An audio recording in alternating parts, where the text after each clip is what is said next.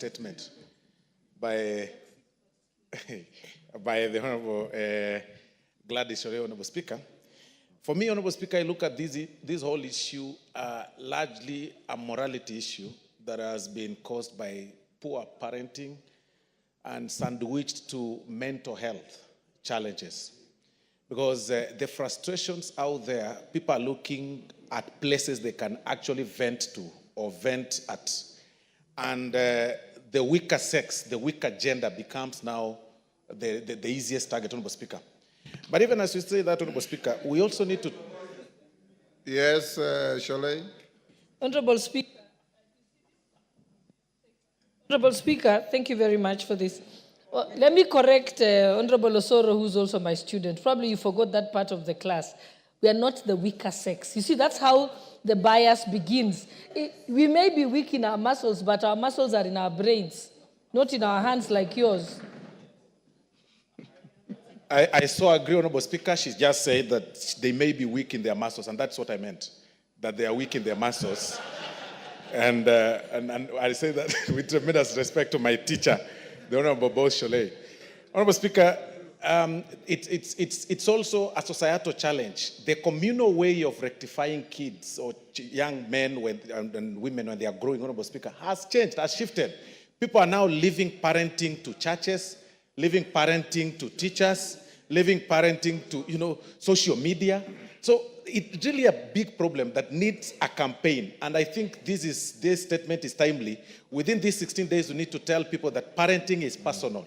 Talk to your kid and make them understand that you need to grow to be a right or upright person in the society. Thank you very much, Honorable Speaker.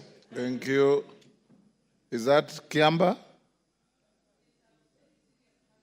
Or is the lady, your hair is so thick, I can't see your face. Who? Ombaka. Christine. Yes, it is me. Your hair is Speaker. covering your entire face. Okay, thank you. Thank you, Mr. Speaker, for giving me this opportunity. I think gender-based violence has been with us for years, from time immemorial. And we thought that as we move on to years ahead of us, it should be eradicated.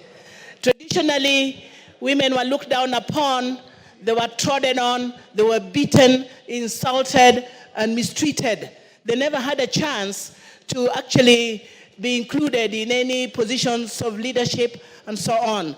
In a modern society, I thought modern men would have learned that women have a right to be protected.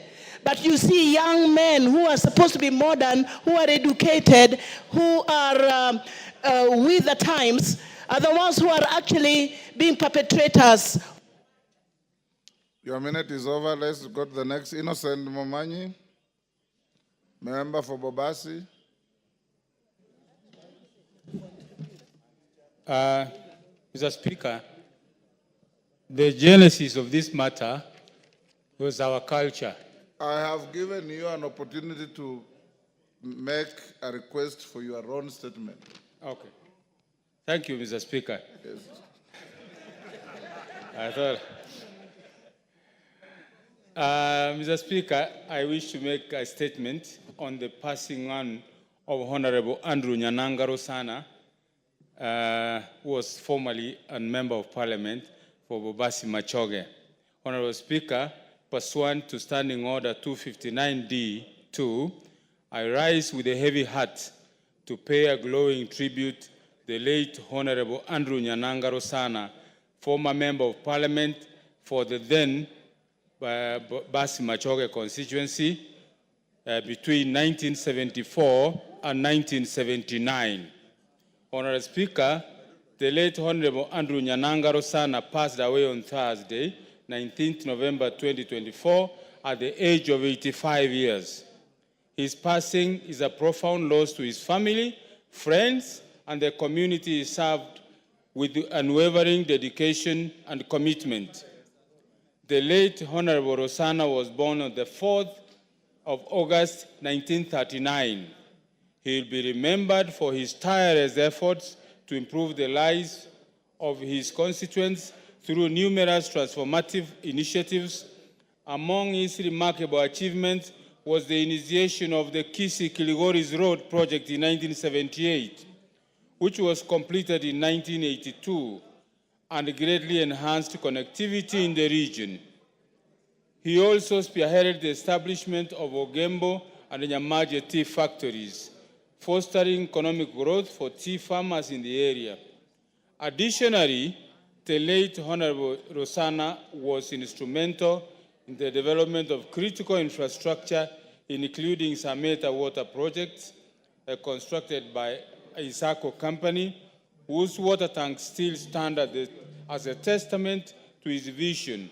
He also oversaw the construction of the Ria Rosana Bridge near the Nyamokenya area, a critical project that addressed the history of tragic accidents in the region. Honorable Speaker, Honorable Nyananga's passion for education was evident in his role in initiating several Harambee schools, many of which were later adopted by the government, which include Bishop Mugeni Nyakegogi Secondary, Nyagiki SDA, Nyamache Secondary School, Nyamawa High School, Vionseri High School, and his personal project of Kenyerere High School, among others.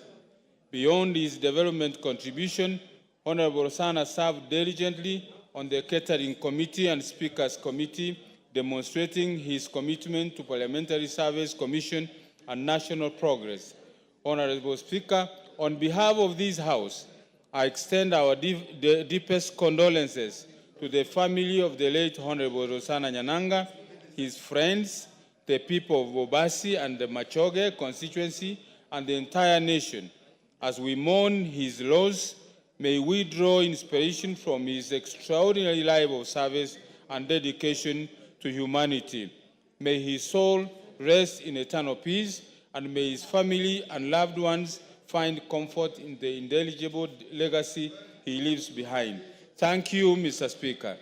And may you pass our collective condolences to the family of our departed former colleague. Honorable members, before we come back to continuation of statements, let's go to order number 8 and 9 so that we put the questions and then come back to the statements. Call out order number 8.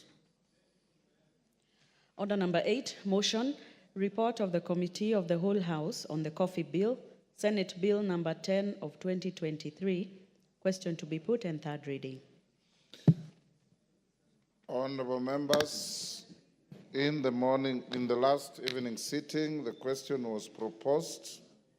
I now put the question, which is that the House do agree with the committee in the said report. As members of that opinion say aye. Will those of the contrary opinion say nay? The ayes have it. The mover?